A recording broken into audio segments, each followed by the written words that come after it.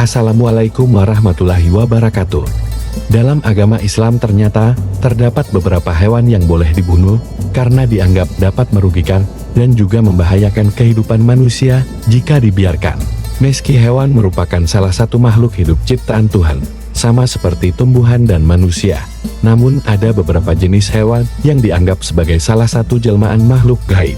Dikisahkan, kalau pada zaman dahulu setan kerap menggunakan bintung ataupun perwujudan hewan tertentu untuk mengganggu manusia. Berikut ini 7 hewan yang diperbolehkan untuk dibunuh dalam agama Islam. 1. Cicak. Cicak merupakan salah satu hewan yang dianjurkan untuk dihabisi bukan hanya berdasarkan syariat Islam tetapi berdasarkan medis pun hewan yang kerap memakan makanan di meja ini sangat dianjurkan untuk dibunuh. Alasannya, karena hewan cicak diketahui membawa bakteri yang bisa menyebabkan penyakit perut dan juga gangguan pencernaan. Diriwayatkan dalam hadits riwayat Muslim, barang siapa yang membunuh cicak sekali pukul maka akan dituliskan pahala baginya seperti 100 kebaikan, dan barang siapa memukulnya lagi maka baginya pahala yang kurang dari pahala pertama, dan barang siapa memukulnya lagi maka baginya pahala lebih kurang dari yang kedua. Selain itu diceritakan, Ummul Mukminin Aisyah radhiyallahu anha berkata sesungguhnya Rasulullah sallallahu alaihi wasallam menceritakan kepada kami bahwa Nabi Ibrahim alaihi salam ketika dilemparkan ke dalam api oleh Raja Namrud tidak ada seekor hewan pun melainkan berusaha untuk memadamkan api kecuali cicak. Maka dari itu, dalam hadits riwayat Bukhari, Rasulullah Shallallahu Alaihi Wasallam memerintahkan untuk membunuh cicak. Beliau bersabda dahulu cicak ikut membantu meniup api Ibrahim alaihi salam. 2. Ular. Hewan yang memiliki bentuk tubuh panjang dan bergerak dengan cara melata ini, terkenal akan karakternya yang membahayakan orang-orang yang ada di sekitarnya, karena memiliki bisa yang beracun dan juga mematikan. Bukan hanya itu, pada zaman dahulu, ular kerap digunakan sebagai media dalam ilmu sihir, serta ilmu santet, dan membuat ular menjadi hewan yang ditakuti oleh banyak orang. Oleh karena itu, karena berbahaya, dalam Islam manusia diperbolehkan untuk dibunuh. Dalam hadits riwayat Bukhari dan Muslim, Rasulullah Shallallahu Alaihi Wasallam bersabda semoga Allah Subhanahu Wa Taala melindungi dari kejahatan kalian sebagaimana Dia melindungi kalian dari kejahatannya. Meski begitu, adapun ular yang dianjurkan Rasulullah Shallallahu Alaihi Wasallam untuk tidak langsung dibunuh, tetapi sebelumnya diusir terlebih dahulu dengan cara memukul tubuhnya. Ini berlaku apabila ular tersebut masuk ke dalam rumah, sebagaimana yang disabdakan oleh Rasulullah Sallallahu Alaihi Wasallam dalam hadits riwayat Muslim.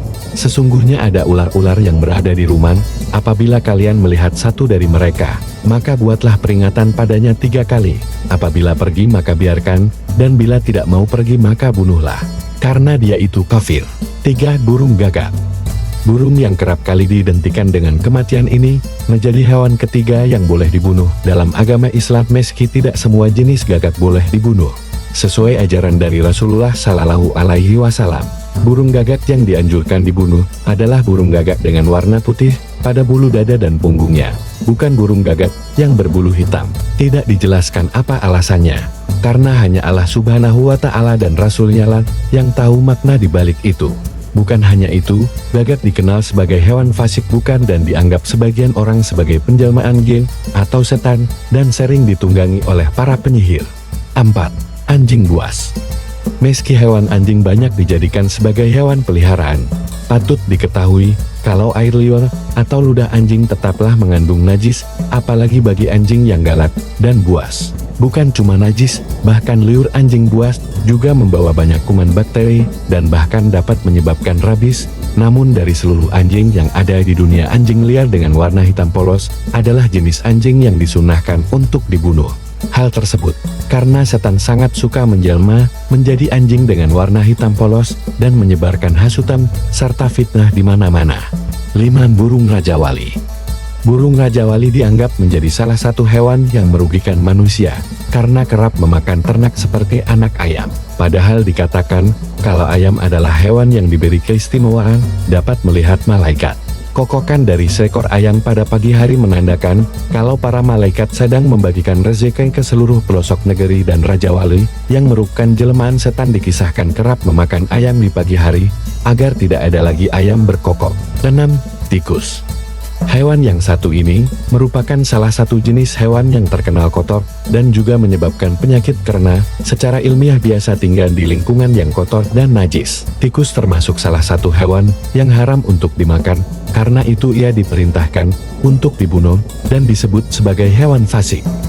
Diceritakan seekor tikus keluar menarik sumbu lentera, lalu ia lemparkan sumbu api di depan Rasulullah Shallallahu Alaihi Wasallam persis pada tikar yang beliau duduki. Api pun sempat membakar tikar syukuran uang dirham. Ketika itu Rasulullah Shallallahu Alaihi Wasallam bersabda, "Jika kalian hendak tidur, matikanlah lentera-lentera api kalian. Sesungguhnya setan menunjuki tikus untuk melakukan apa yang seperti ini hingga api membakar kalian." Hadits riwayat Abu Daud. 7. Kalajengking. Kalajengking merupakan salah satu hewan yang sangat suka bersembunyi di sela-sela kehangatan dan aktivitas manusia. Maka dari itu jika Anda baru beraktivitas di luar ruangan, cobalah periksa dengan teliti barang bawaan. Pada dasarnya kalajengking ini memang bersifat fasik atau memiliki kecenderungan untuk mengganggu manusia.